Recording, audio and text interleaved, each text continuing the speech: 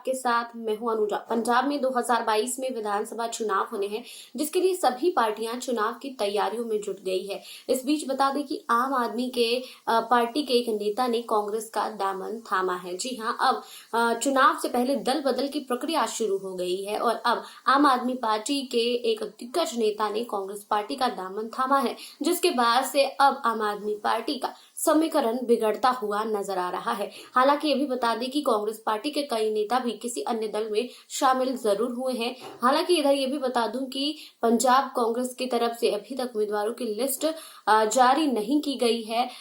इस वजह से कैप्टन अमरिंदर सिंह ने लिस्ट जारी की है। उसके बाद से ये बातें जो है वो सुर्खियों में रही हैं कि अगर कांग्रेस पार्टी उम्मीदवारों की लिस्ट जारी करती है, उससे जो नाराज नेता होंगे उसे कैप्टन अमरिंदर सिंह अपनी पार्टी में जगह देंगे और टिकट देंगे। लेकिन ये भी मैं बता दूं कि नवजोत सिंह सिद्धू लगातार अब चरणजीत सिंह चन्नी पर भी निशाना साध रहे हैं और कई नेताओं के ऐसे बयान आते रहे हैं, जिससे ये जरूर स्पष्ट हो गया है कि पंजाब में मुख्यमंत्री का चेहरा चरणजीत सिंह चन्नी ही होंगे। लेकिन अभी तक ये पार्टी की तरफ से साफ नहीं किया गया है कि किसके चेहरे पर चुनाव लड़ा जाएगा। देखिए इस रिपोर्ट में कि और पंजाब में कांग्रेस की क्या क्या समीकरण बदलते जा रहे हैं। हल्का रूपनगर के ब्लॉक नूरपुर वेदी के गांव भाओवाल में आम आदमी पार्टी के अव्वल कतार के वॉलंटियर्स कांग्रेस उम्मीदवार बरिदर सिंह ढिल्लों की अगुवाई में कांग्रेस में शामिल हो गए हैं। ढिल्लों ने पार्टी में शामिल होने वाले सभी नेताओं को स्वागत किया है। वहीं बता दें कि अब लगातार पंजाब में भी सियासी करवटें देखने को मिल रही हैं। हालांकि ढिल्लों ने पार्टी में शामिल होने वाले सभी नेताओं का स्वागत तो किया है, वहीं कांग्रेस की नीतियों से पार्टी में शामिल होने वाले नेताओं में जसप्रीत सिंह, गुरबीर सिंह, मनदीप सिंह और मक्खन सिंह, पलविंदर सिंह, मनजोत सिंह और जसवीर सिंह, परमिंदर सिंह, दिलप्रीत सिंह, नवजोत सिंह व परमजीत सिंह हैं। और इस दौरान ढिल्लों ने कहा है कि कांग्रेस ने पूर्व में हर वर्ग का सत्कार कर बड़े फैसले लिए हैं और दोबारा सरकार बनाने पर नूरपुर वेदी ब्लॉक की मुख्य समस्याओं को पहल के आधार पर करवाएंगे। इस मौके पर इलाके के कांग्रेस नेता भी उपस्थित थे। हालांकि बता दें कि पंजाब में अब चुनावी सरगर्मियां तेज हो गई हैं और लगातार दल बदल की प्रक्रिया भी शुरू हो गई है।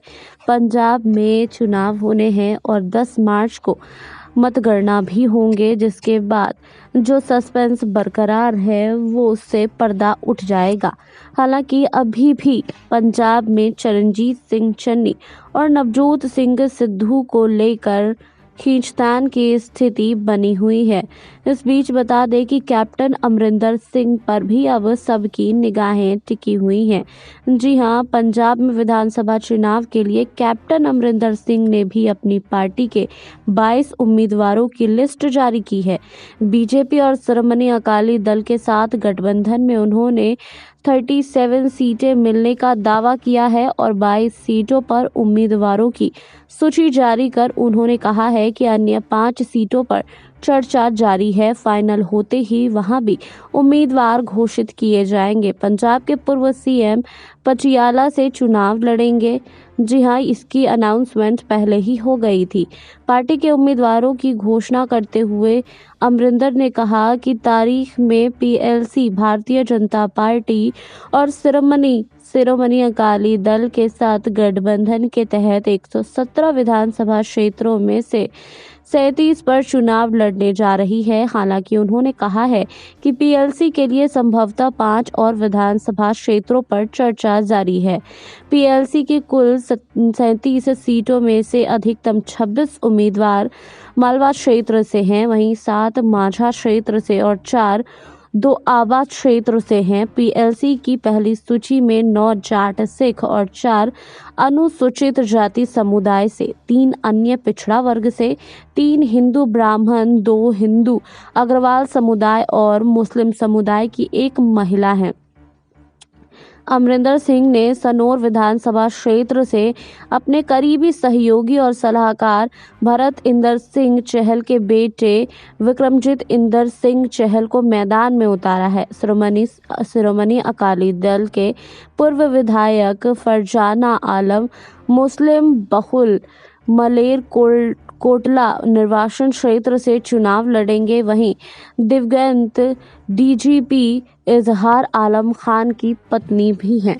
वहीं बता दें कि चुनाव को लेकर अब चर्चाएं जोरों पर हैं। एक तरफ जहां कैप्टन अमरिंदर सिंह ने भी अब उम्मीदवारों की लिस्ट जारी कर दी है, तो वहीं अब चरणजीत सिंह चन्नी के तरफ से भी कई बयानबाजी सामने आ रही हैं।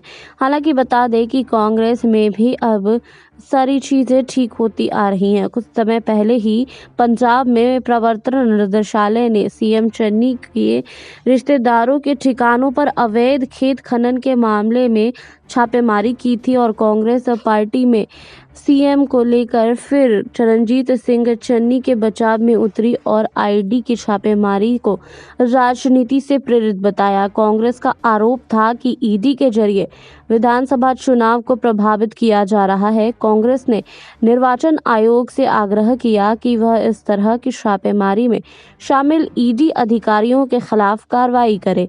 कांग्रेस महासचिव रणदीप सुरजेवाला, पार्टी के पंजाब प्रभारी हरीश चौधरी और वरिष्ठ नेता अभिषेक मनु सिंघवी और कुछ अन्य नेताओं ने निर्वाचन आयोग के साथ डिजिटल बैठक में इस मुद्दे को भी उठाया था।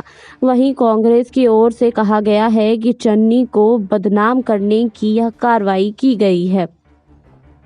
कांग्रेस नेताओं ने आयोग को एक ज्ञापन सौंपकर कहा है कि आचार संहिता का उल्लंघन करने वाली ऐसी कार्रवाई रोकने के लिए वित्त मंत्रालय, ईडी और दूसरी केंद्रीय एजेंसियों को निर्देश दिया जाए। कांग्रेस नेताओं के अनुसार आचार संहिता लगाने के साथ ही केंद्रीय एजेंसियां विरोधी दलों के नेताओं के खिलाफ सक्रिय हो जाती है और यही पंजाब में भी हुआ है। गौरतलब है कि ईडी ने पंजाब में अवैध बालू खनन के खिलाफ जारी धन शोधन निरोध जांच के सिलसिले में की गई छापेमारी के दौरान 10 करोड़ रुपए की नकदी जब्त की है। इसमें मुख्यमंत्री चरणजीत सिंह चन्नी ने के एक रिश्तेदार के ठिकाने से जब्त किए गए 8 करोड़ रुपए भी शामिल हो गए हैं। और बता दें, कुछ दिनों पहले जब सचिन पायलट उत्तर प्रदेश गए थे तो उसके बाद वो भी यही चर्चाएं कर रहे थे। उनसे जब सवाल किया गया कि चन्नी के घर पर ईडी का छापा पड़ा है तो उस पर सचिन पायलट ने कहा कि चुनाव से पहले ये चरणजीत सिंह चन्नी को फंसाने की कोशिश की जा रही है। ऐसी कोई भी बातें सामने अभी तक नहीं आई है। हालांकि बता दें कि कांग्रेस के कई नेता भी ऐसी ही बातें करते हुए नजर आ रहे हैं। लेकिन दिलचस्प ये है कि चुनाव से पहले अब दल बदल की प्रक्रिया शुरू हो गई है। कई नेता अब दूसरे पार्टी में जाते दिख रहे हैं। आपको हमारी रिपोर्ट कैसी लगी हमें कमेंट बॉक्स में लिखिए। बाकी और खबरों के लिए जुड़े रहिए SPN 9 न्यूज के साथ।